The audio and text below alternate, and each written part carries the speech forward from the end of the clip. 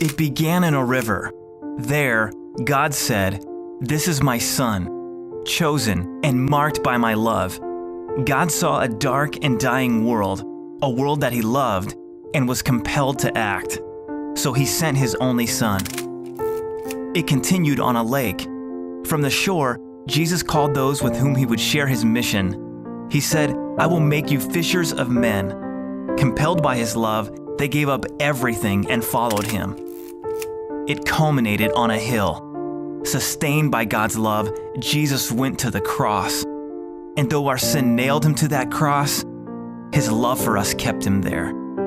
God's love took a symbol of death and shame and turned it into a symbol of hope. Compelled by that same love, our missionaries continue to take this message of hope to the hungry, the hurting, and the harassed around the world.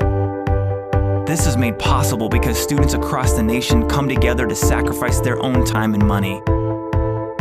When students give, missionaries receive vehicles that can carry life-changing supplies to remote locations. When students give, communications equipment can be purchased to break through walls once thought impenetrable.